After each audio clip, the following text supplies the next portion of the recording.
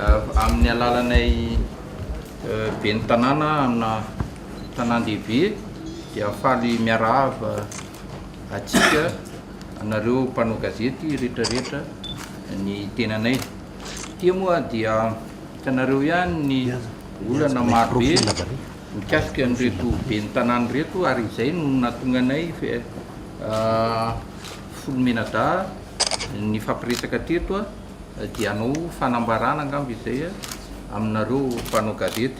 Ny fanambarana iraisana inay dia mivaky toy izao: mifampitoana teto Antananarivo izay Folomena-dà maire avy amin'ny AGVM na ny Association de maire de grande ville de Madagascar androany mikasika ny vaovao mandeha momba ny fiampitona ny asan'ny be ny tanàna. Rehefa mifampidinika izahay dia natsapa fa mitovy ny olana sedraina izay mifototra avy amin'ny conseil municipal izay tsy malala ny anjara asa sy andraikiny. Rehefa ny dinianay ihany koa ny lalàna velona dia fantatra fa ny conseil municipal dia tsy afaka mampiato maire fa fangatahana no azony atao, ary tokony ho marim-pototra sy ara-dalàna ary miteraka fanalam-baraka ny be ny tanàna ny zavatra toy ireny matetika. Tsapanay ihany koa ny lalàna fototra amin'ny fifidianana maire no miteraka olana eran'ny Madagasikara.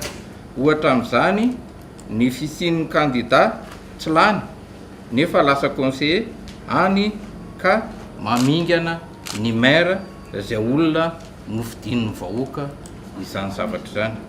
Ny akamaroan'ny maire dia tsy manana maronisa eo anivon'ny conseil municipal, ary Madagasikara irery ihany no misy an'izany lalàna izany.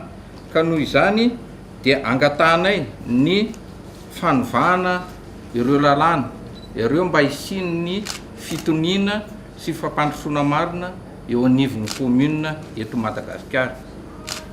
Koa raha tsy mahomby ny fangatahana na ny fampiatoana na ny fampiatoana izay ataon'ny conseil municipal amin'ny be ny tanàna dia tokony koa misazy ampiarina amin'ireo conseil municipal ireo, ary ny fanorinay tsosikevitra dia akarina indray ny lista faharoa eo amin'ny lista ny conseiller municipal, satria ny zava-misy dia tsy nifidy conseiller ny vahoaka fa mifidy be ny tanàna ny vahoaka tao anatin'ny fifidianana.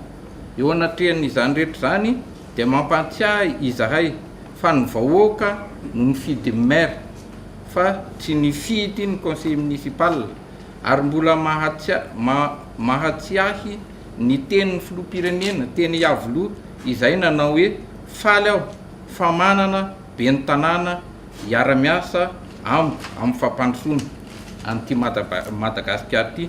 Koa satria eto Andrenivohitra izay Folomena-dà dia mangataka any Andriamatoa filoham-pirenena sy ny prime ministre mba hiona amin'izay mba hitenenanay fa tsy fahavalony izay be ny tanàna fa olona afaka hifanampy aminy amin'ny fampandrosoana Madagasikara. Misaotra indrindra tompoko.